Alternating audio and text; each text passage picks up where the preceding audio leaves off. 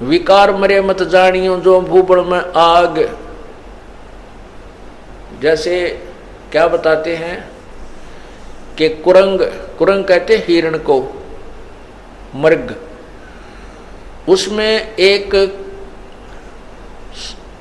कान का विषय होता है, अर्थात वो सुरीली आवाज के ऊपर आसक्त हो जाता है।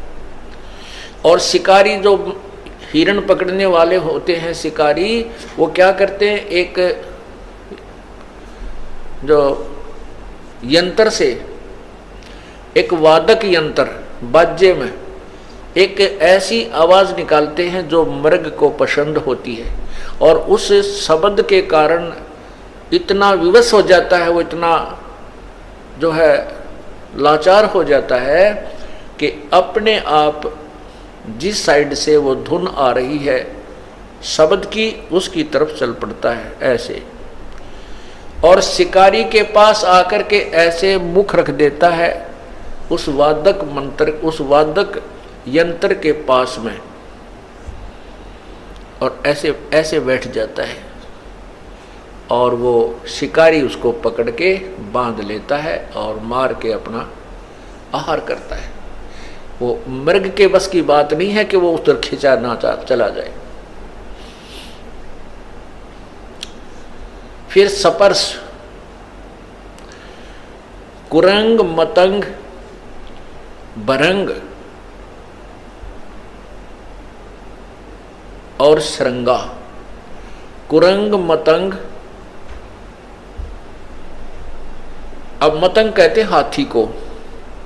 हाथी के अंदर सपर्श अर्थात काम वासना, रजोगुण अत्यधिक होता है। और हाथी पकड़ने वाले क्या करते हैं, एक हथनी को ट्रेंड कर लेते हैं और एक जंगल में एक गड्ढा, लंबा चौड़ा गड्ढा खोद देते हैं। उसके ऊपर छत देते थे पतली पतली लकड़ियों की, और उसके ऊपर घास, उसके ऊपर फूस डाल करके, मिट्टी डाल करके और घास डाल देते हैं। ऐसा कर देते हैं जैसे अलग से पहचान नजर नहीं आती कि यहाँ कोई गड्ढा है, उस पर छत दी हुई। और उस ट्रेंड की हुई उस प्रशिक्षित हथनी को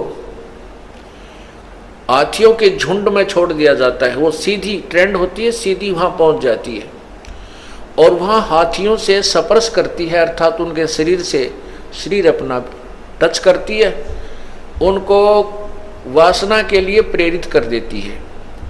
और जब हाथी उसकी तरफ चलते हैं तो वो आगे आगे भाग लेती है। हाथियों के 4, 5, 6, 7, 8 जितने भी होते हैं वो उसके पीछे पीछे चल पड़ते हैं। वो हथनी सीधी उस साइड में आती है जहाँ से वो गई थी अपने पैरों पद चिन्हों के साथ साथ, और वो सीधी आती है। हाथी उसके पीछे भाग रहे होते हैं। वो ट्रेंड होती है कि वो एक बार उस गड्ढे से थोड़ा सा उल्टा होकर के ऐसे घूमती है, फिर दूर से हट के फिर उसी साइड में भाग लेती है। तो हाथी इधर ना जा करके सीधे ही उसके पीछे उस वासना वसंधे होकर के तोड़ते हैं और वो गड्ढे में गद्दाए गद 4, 5 कट्ठे फिट हो जाते हैं उसमें। और फिर वो चिंगाड़ मार मार कर रोते हैं गड्ढे में गिर जाने के उपरांत। और जब वो बिल्कुल चिल्ला चिल्लू के, फिर वो बाकी हाथी भाग जाते हैं डर के।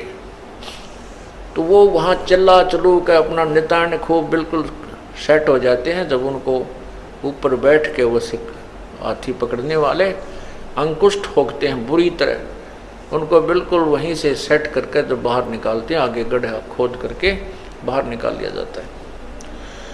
और फिर क्या करते हैं, उन हाथियों को गांव गांव में, शहर शहर में ले जाकर उसको एक अपना जो है ना सवारी बना लेते हैं और उससे रोजी रोटी कमाते। सारी उम्र के लिए फंस गया, एक वासना के कारण सारी उम्र के लिए परवश हो गया। फिर बताते हैं रूप, शब्द, स्पर्श, रूप, रस, गंध। रूप जैसे पतंगे होते हैं और दीपक के जग रहा है उसके ऊपर आकर के वो इतने विवश हैं, इतने आसक्त हैं उस रूप के ऊपर, वो पतंग उस दीपक को एक अच्छी वस्तु जानकर उसके ऊपर गिर जाते हैं और गिरते ही मर जाते हैं। उस रूप के ऊपर आसक्ता उसको कितनी महंगी पड़ी, अपने जीवन से हाथ धो बैठा।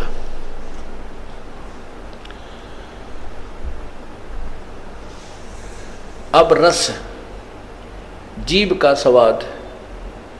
मछली को पकड़ने वाले एक मांस का टुकड़ा एक तार के लोहे के हुक में डाल के कांटे में और रस्सी बांध करके जल में छोड़ देते हैं, और मछली आती है उस मांस के टुकड़े को खाने के लिए मुंह उसमें डालती है, वो झटका दे देता है, उसके वो हुक मछली के मुंह में फंस जाता है, उसको बाहर पटक देता है।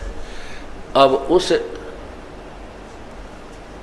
जीव के रस के प्राप्ति के लिए उसने अपनी मछली ने अपनी जीवन बर्बाद कर लिया। वो बाहर आते ही मर गई और शिकारी का आहार बनी।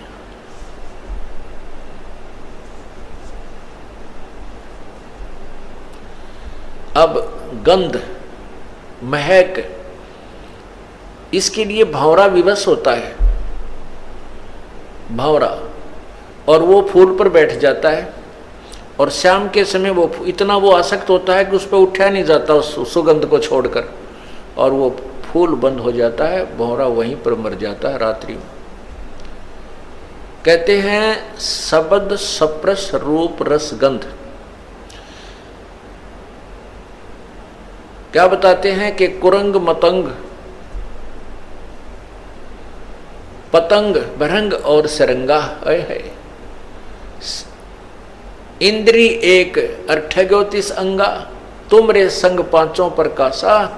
और ये योग युगत की भाई झूठी आशा, ये तुम्हारी बनावटी बातें। तुम्हारे साथ तो ये पांचों विकार इकट्ठे ला रखे और उनमें एक एक विकार के कारण उन प्राणियों की जान चली गई, वो नहीं हट सके, उनको नहीं त्याग सके, वो इतने विवश हैं, और आपके साथ तो काल ने पांचों जोड़ दिए। ये योग युगत की झूठी आशा। कहते हैं विकार मरे मत जानियो जो भूबल में आग। जैसे राख के अंदर अग्नि का अंगार दबा दिया जाता है और ऊपर से वो ऐसी बन जाती है वो राख ऐस कि जैसे ये बिल्कुल गर्म नहीं है और इसमें कोई आग नहीं है। ऐसे हाथ रख के देख ले तो भी महसूस नहीं होती, ऐसे लगते हैं जैसे ये तो बिल्कुल ठंडा हो गया। और उसने करेड़ के देखा, राख हटा कर देखते हैं तो और तेज आंच से अंगार निकलता है। कहते हैं विकार मरे मत जानियो जो भूबल में आग। जैसे भगवान शिव को सती पार्वती जी ने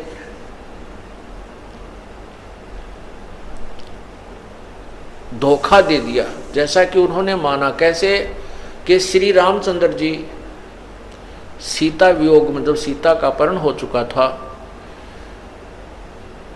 तो रामचंद्र जी बहुत बुरी तरह पछाड़ खा खा कर रो रहे थे, डकरा रहे थे, पशुओं से पक्षियों से पूछ रहे थे मेरी सीता देखी, मेरी सीता देखी, कहाँ गई, किसने। तो ऊपर से भगवान शिव और पार्वती बैठे थे। भगवान शिव ने उनको प्रणाम किया, श्री रामचंद्र जी को। पार्वती ने कहा कि आप किसको प्रणाम कर रहे हो, आप तो महादेवों के देव हो। तो उसने कहा कि ये सामने भगवान विष्णु अवतार हैं, ये मेरे बड़े भाई हैं, उनको प्रणाम कर रहा हूँ। वो कहने लगी ये भगवान है। कहा ये भगवान है। पार्वती बोली कि मैं नहीं मानू, भगवान और रो रहा है। भगवान रोते हैं कभी? तो भगवान शिव ने कहा कि इनकी पत्नी ये लीला करने आए हुए हैं, इनका यहाँ ऐसे ऐसे जन्म है और इनकी पत्नी को कोई उठा ले गया है, उसके वियोग में रो रहे हैं, सीता के वियोग। तो पार्वती जी के मन में ये बात आई कि मैं इनकी परीक्षा लूंगी। भगवान शिव से कहा कि मैं श्री रामचंद्र जी की परीक्षा लूंगी, मैं सीता रूप बनाऊंगी, इनके सामने जाऊंगी, यदि मुझे पहचान लेंगे मैं पार्वती हूं तो मैं इन्हें भगवान मान लूंगी, अन्यथा नहीं। भगवान शिव ने कहा कि यह गलती मत कीजिए, तुम मेरे काम की नहीं रहेगी। तब तो उन्होंने कह दिया अच्छा जी मैं नहीं परीक्षा लूंगी, लेकिन भगवान शिव का इधर उधर होते ही उसने तुरंत सीता रूप बनाया और श्री रामचंद्र जी के सामने पहुंच गए। तब रामचंद्र जी ने कहा कि हे दक्ष पुत्री, आप यहां कैसे आए, भगवान शिव को कहां छोड़ आए। बड़ी शर्मिंदा हुई और कहा कि आप सचमुच भगवान हो, प्रभु हो, आपने मुझे पहचान लिया। अब पुण्यात्माओं यहां पर देखना, गीता जी में लिखा है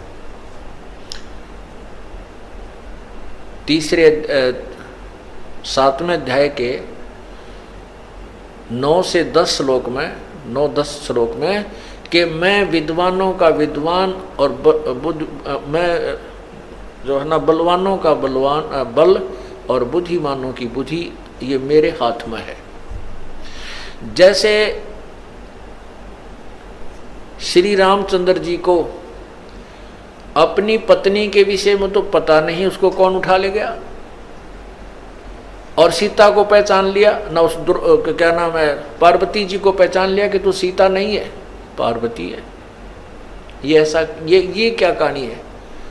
अब पहले तो ये संत ऋषि जन कह दिया करते तो लीला कर रहे थे, या कि लीला थी भाई, ये कोई नाटक कर रहे थे कि भाई ऐसे करना ही था, बुरा हाल हो रहा है, रो रहे हैं। नहीं, ये काल के हाथ में रिमोट है, जब चाहे ब्रह्मा विष्णु महेश सभी प्राणियों की बुद्धि को ऑफ कर देता है, जब चाहे ऑन कर देता है।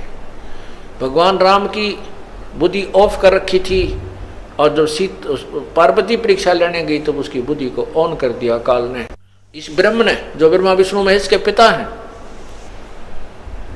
और उधर से जब महाभारत के युद्ध में अर्जुन को शक्ति दे दी और ना जाने कितने सैनिकों की हत्या कर डाली उसने, और वही अर्जुन, वही धनुष, जब भगवान श्री कृष्ण जी की मृत्यु के उपरांत और यादों का जो पूरा द्वारका ही नष्ट हो गई थी, पूरा कुल नष्ट हो गया था, उसके बाद श्री अर्जुन जो है गोपनियों को और भगवान श्री कृष्ण जी की 16,000 रानियों को लेकर के आ रहा था। रास्ते में जंगली लोगों ने अर्जुन को पीटा और सभी औरतों के गहने छीन ले गए, लूट लिया उनको, और कुछ एक औरतों को भी अपने साथ ले गए। अर्जुन का हाथ भी ना उठा, वही धनुष था, वही अर्जुन था। तब अर्जुन रोता है कि ये कृष्ण बड़ा छलिया था, इसने हमारे साथ धोखा ही धोखा किया। जब हमारे से पाप करवाना था, जब मुझे शक्ति दे दी, और आज मैं खड़ा खड़ा पिट रहा हूँ, वही अर्जुन हूँ और वही बाण है, आज मेरे से बाण उठाया भी नहीं जा रहा है, मेरी शक्ति कहाँ गई। परमात्मा बंदी छोड़, कबीर साहब कहते हैं, जो तुम्हें सबको नचा रहा उसका तो तुम्हें पता नहीं, श्री कृष्ण छलिया नहीं था, ये तो वो काल था जो इनको सबको नचा रहा है। अब उधर से भगवान श्री शिव जी को पता चला कि पार्वती आप परीक्षा लेकर आई हो। अब ऑन कर दी बुद्धि काल ने उसकी, शिव जी की, कि नहीं तू परीक्षा लेकर आई है। तब वो शर्मिंदा होगी, ने बोली गलती बन गई मेरे से। तो उसने कहा भगवान शिव ने कि आज से तू मेरे लिए पत्नी रूप में स्वीकार्य नहीं है, क्योंकि आपने मेरे बड़े भाई की पत्नी का रूप धारण कर लिया, सीता जी का रूप धारण कर लिया, इसलिए मेरे लिए तू माँ के तुल्य होगी। और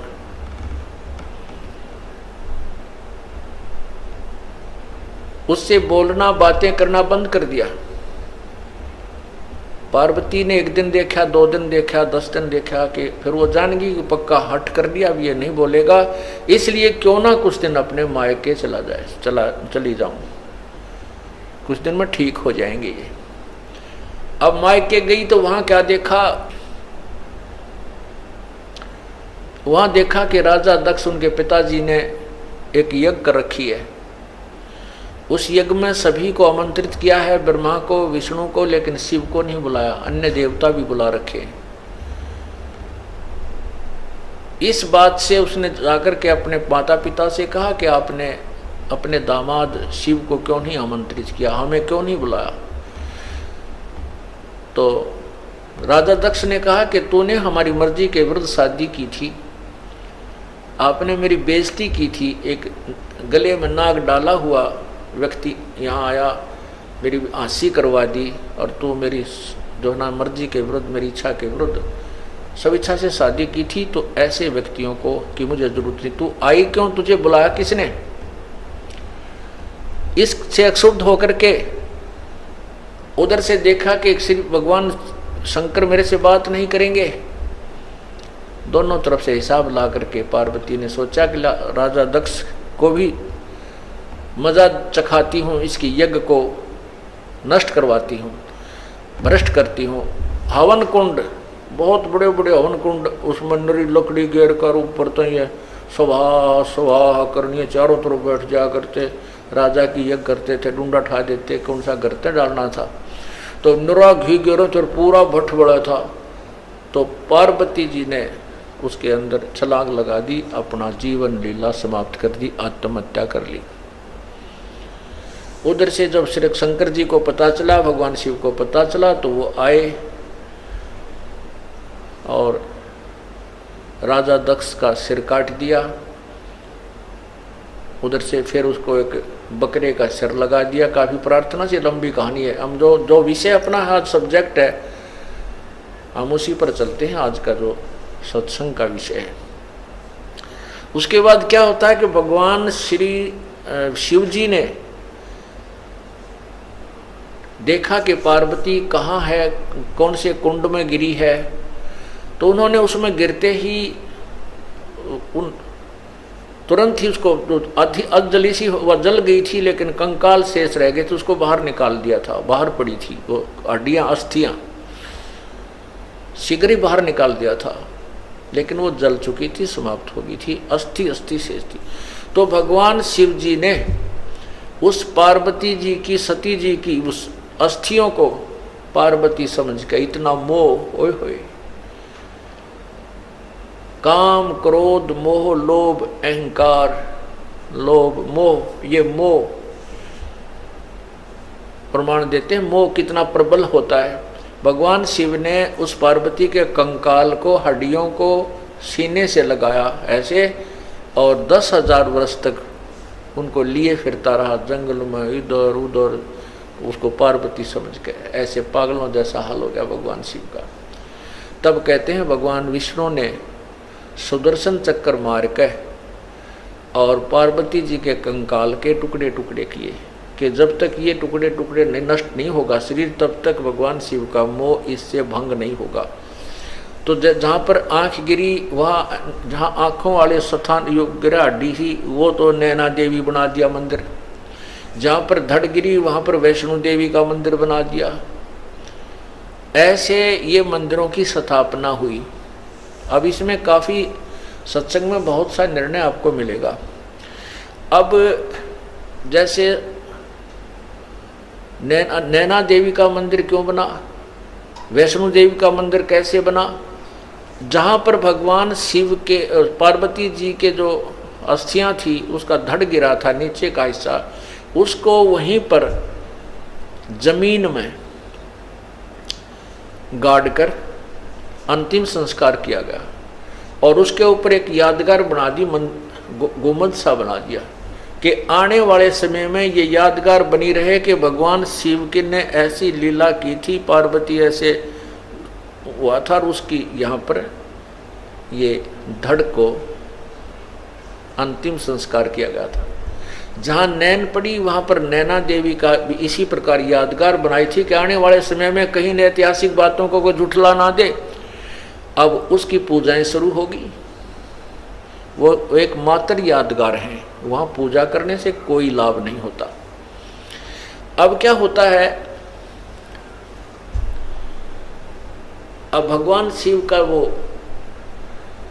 मोह भंग हुआ कि तू तो अस्थियां लिया फिर रहा था, ये तो पार्वती नहीं थी। फिर उसके मन में आया कि देख तेरे साथ कैसी समस्या ही कि एक वासना तेरे अंदर जो काम रूप है, जो काम तेरे अंदर है, वासना है, स्त्री की इच्छा जो है, इसके कारण ही तो मैंने विवाह किया, और विवाह किया तो मेरे साथ धोखा किया पार्वती ने, मेरे से झूठ बोला, पीछे से जाकर उसने सीता का रूप बना। मैं सबसे प्रिय समझता था इसको कि ये मेरे सामने कभी झूठ नहीं बोलती, उसने मुझे धोखा दे दिया। तो क्यों ना ऐसा यत्न करूं कि मैं अपने इस विषय वासनाओं को, अपने रजोगुण को, अपने काम को समाप्त कर दूं तपस्या करके, मुझे भविष्य में स्त्री की आवश्यकता ही ना पड़े। इस उद्देश्य से भगवान शिव ने 88,000 वर्ष तक तपस्या की और कहते हैं कामदेव को नष्ट कर दिया। ये काल बड़ा चालबाज है।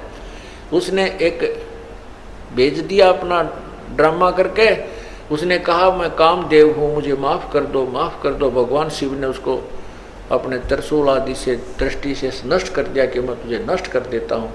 अब भगवान शिव जी ने सोचा ले कट गया रोग, कामदेव न मर गया, अब तू निश्चिंत हुआ। अब कुछ वर्षों के बाद काल भगवान को याद आई बात। कुछ वर्षों के बाद काल भगवान के मन में आया कि इस प्रकार जैसे आज भगवान इस शिव ने साधना करके और ये मान लिया है कि मैंने अपनी वासनाओं को नष्ट कर लिया, आने वाले समय में इसकी देखा देखी और भी कोई ना कोई ऐसे बैठ जाएंगे, और ये ऐसे बैठने लगे तो तेरा काम बंद हो जाएगा, क्योंकि संतान उत्पत्ति होगी नहीं, तू खाएगा कहाँ से। इसको ये चिंता और लगी रहती है। उसी समय रिमोट से, क्योंकि 21 ब्रह्मांड के जितने भी प्राणी हैं और जिनके हेड ऑफ द डिपार्टमेंट्स हैं, उन सब के रिमोट इसके हाथ में है। तो इसने उसी समय अपने प्रेरणा से शंकर भगवान के मन में ये प्रेरणा पैदा कर दी कि कहते हैं जब सागर मंथन हुआ था तीसरी बार, उसमें एक अमृत का कलश निकला था, एक मदिरा का कलश निकला था। राक्षसों ने अमृत का कलश ले लिया था और भगवान विष्णु ने एक मोहनी, एक स्त्री का, सुंदर स्त्री का रूप बना करके और राक्षसों को अपनी तरफ आकर्षित करके, धोखा दे करके वो कलश बदल दिया था। शराब का तो उनको दे दिया था, अमृत का उठा लाई थी। तो उनके मन में आती है, भगवान शंकर के मन में ये आई कि उस समय भगवान विष्णु लड़की के रूप में, स्त्री के रूप में कितने सुंदर लग रहे होंगे। आज मैं चल के उनके पास, विष्णु जी के पास चल के उनसे प्रार्थना करता हूँ कि आप अपना वो रूप बनाइए, दिखाइए मुझे जो आपने सागर मंथन के समय राक्षसों को धोखा देने के लिए बनाया था। स्त्री रूप बनाइए, क्योंकि उस समय मैंने विष को ग्रहण कर लिया था और मुझे नशा बन गया था, मैं नहीं देख पाया था। इतना विचार करके भगवान शंकर जी विष्णु जी के द्वार पर जाकर बैठ गए। आओ भगत हुई, प्रणाम हुआ, पूछा कैसे आना हुआ महादेव। तब भगवान शिव ने कहा कि भगवान आज मैं आपके पास एक विशेष कार्य से आया हूँ। मैंने सुना है कि आपने जब राक्षसों से वो अमृत का कलश छीना, वापस लिया और मदिरा का उनको दिया, तो आपने स्त्री रूप बनाया था और मैं उसको देख नहीं सका क्योंकि मैंने वो विष ग्रहण कर लिया था। आज मैं आपका वो रूप देखना चाहता हूँ, मुझे एक बार वो स्त्री रूप बनाकर दिखाइए। अब भगवान विष्णु जी कहने लगे भोलेनाथ, वो तो कोई मजबूरी थी, कोई समय था, अब बता मुझे शर्म नहीं आओगी, मैं लड़की बन के खड़ा हूँ तेरे सामने। भगवान शिव जी कहने लगे मैं बैठ गया आपके द्वार पर और जब तक मुझे रूप नहीं दिखाओगे मैं नहीं जाऊं। भगवान विष्णु को पता था कि ये भगवान तो भाई 88,000 वर्ष तक तप करके आए और यहाँ बैठ गया, ये उठे कोई ना मन माने 10,000 वर्ष तक, तो इससे भी पीछा छुटवाना आवश्यक है। ऐसे ही बात बूत करके मजाक मजूक करके और अपने महल की तरफ चले गए। भगवान बैठो भोलेनाथ अभी आता हूँ मैं। तो वहाँ से अंतर्ध्यान होकर के भगवान शिव अकेले बैठे थे बाहर बरंडे में, और सामने बहुत सुंदर बाग था, वन था। थोड़ी सी दूरी पर भगवान विष्णु ने सुंदर लड़की का रूप बनाया, अर्धनग्न शरीर उसका, और भगवान शिव ने इधर देखा, कोई नहीं देख रहा है, तो उठकर चल भाग लिए उस लड़की के पीछे। और भगवान शिव जी और विष्णु जी जो स्त्री रूप में था वो थोड़ा सा और माड़ी सी स्पीड पकड़ के आगे को चलने लगे। आखिर में भगवान शिव ने दौड़ के उसका हाथ पकड़ दिया। तब तक भगवान शिव की बहुत बुरी हालत हो चुकी थी, जो यहाँ वर्णन भी नहीं की जा सकती, उनके इतिहास में लिखा है। उसी समय भगवान विष्णु जी ने अपने विष्णु रूप बना लिया। जब उनके मुंह की तरफ उनका देख कर ये सती थी, तो भगवान विष्णु ने कहा कि ऐसे मूर्ख बनाया था जैसे आपको बना दिया, राक्षसों को मैंने ऐसे मूर्ख बनाया था। अब यहां परमात्मा क्या कहना चाहते हैं बंदी छोड़ कबीर साहब जी? कहते हैं जैसे अग्न काष्ठ के माही है व्यापक पर दिखे नाही, ऐसे कामदेव पर चंडा व्यापक सकल दीप नौखंडा।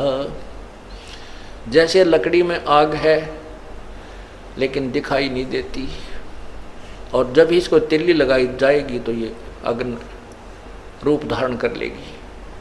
कहते हैं जैसे अग्नि काष्ठ के माही है व्यापक पर दिख नाही, ऐसे काम देव पर चंडा और व्यापक सकल दीप नौखंडा। विकार मरे मत जानियो जो भूबल में आग, इसका तरीका ही दूसरा है। इसको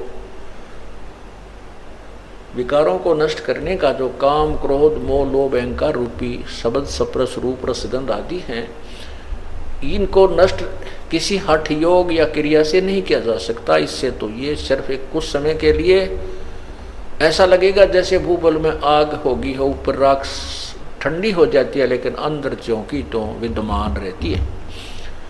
इसका तरीका है ज्ञान प्रथम, ज्ञान के बाद फिर सिमरण, जो श्वास का सिमरण है, इन विकारों को बिल्कुल धीरे धीरे नष्ट कर डालता है।